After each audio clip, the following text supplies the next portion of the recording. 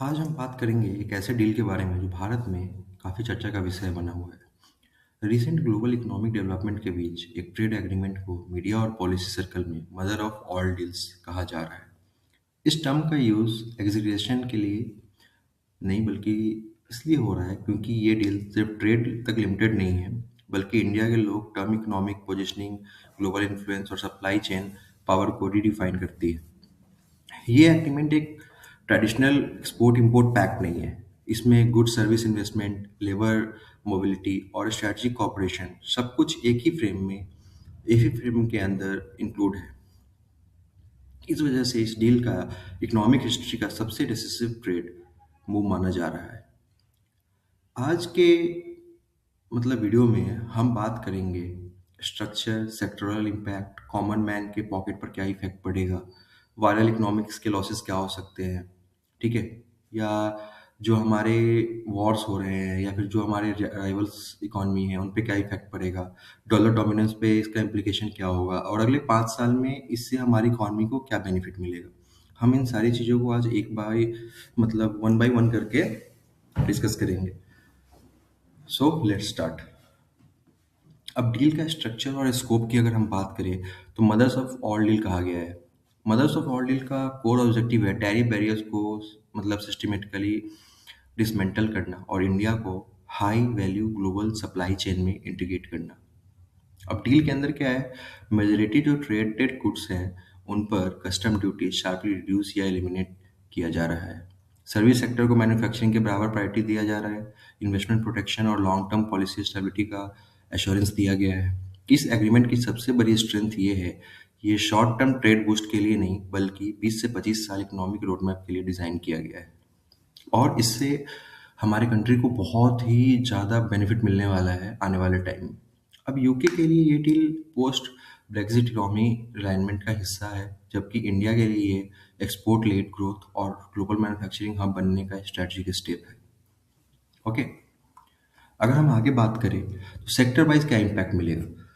हम अगर sector wise देखना चाहें इसको तो क्या क्या इम्पैक्ट हो सकते हैं।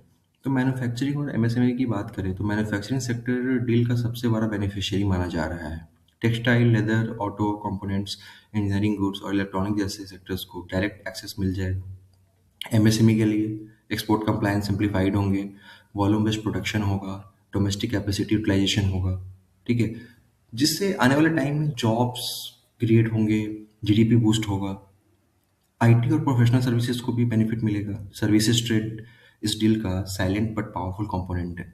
स्किल्ड इंडियन प्रोफेशनल के लिए ओवरसीज अपॉर्चुनिटी बढ़ेंगी, जो फॉरेन करेंसी इनफ्लो और डोमेस्टिक कंजम्पशन दोनों को सपोर्ट करेगा। एग्रीकल्चर और food processing, process food, rice, spaces और वैल्यू एडेड एग्री प्रोडक्ट्स को प्रीमियम मार्केट में एंट्री मिलेगी, ठीक है। ये रॉ एक्सपोर्ट से ज़्यादा और ब्रांडिंग ड्रिवन एक्सपोर्ट मॉडल को प्रमोट करेगी। ओके, आम आदमी पे क्या असर पड़ेगा। हम आम आदमी के हिसाब से देखें तो इस डील से हमें क्या benefit.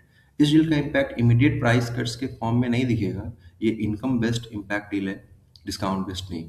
Okay, so direct effects होंगे मैन्युफैक्चरिंग और सर्विसेज एक्सपेंशन के थ्रू, जॉब क्रिएशंस होंगे, स्किल वर्कफोर्स की सैलरी बार्गेनिंग पावर इंक्रीज होगी।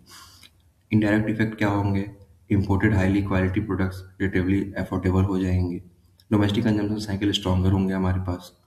ओके, तो मिडिल क्लास और अर्बन वर्कफोर्स को इसके असर अगले 2-3 साल में देखने को मिल सकता है। अभी थोड़ा टाइम लगेगा बट डेफिनेटली हमें दिखने को मिलेगा। और इंडिया अभी भी हमारा डेवलपिंग इकॉनमी है, तो हम जब कुछ अच्छा करना चाहते हैं तो लेग पुलिंग हमारे समाज का एक रूल बना हुआ है कि हमें टांग खींचने के लिए बहुत लोग आते हैं। तो इससे राइवल कंट्रीज पे क्या असर पड़ेगा।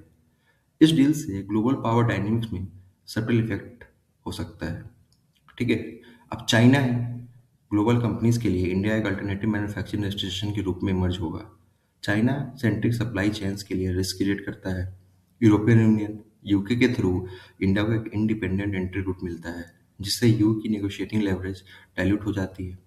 ओके, और ये जो है ना इमर्जिंग एक्सपोर्ट इकोनॉमीज जो है, लो कॉस्ट एक्सपोर्टर जैसे वियतनाम, बांग्लादेश और कंबोडिया को कंपटीशन फेस करना पड़ेगा, क्योंकि India scale plus policy stability दोनों ऑफर करता है, ठीक है।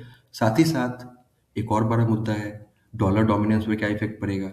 डॉलर का ग्लोबल डोमिनेंस शॉर्ट टर्म में चैलेंज नहीं हो रहा, लेकिन ये डील करेंसी डाइवर्सिफिकेशन को प्रमोट करेगा।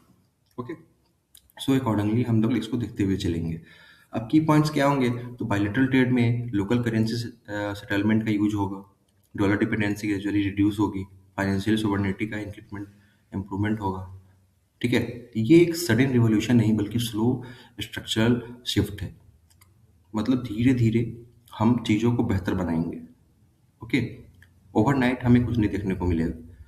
अगर हम इसको 5 ईयर के स्कोप से लेकर चले, 5 ईयर में हम क्या सिनेरियो रख सकते हैं, तो इंडिया ग्लोबल मैन्युफैक्चरिंग और सर्विसेज हब है, एक्सपोर्टर लेड जीडीपी ग्रोथ होगा, स्ट्रॉन्ग रुपी स्टेबिलिटी आएगी, रुपए काफ़ी ऊपर आ सकता है।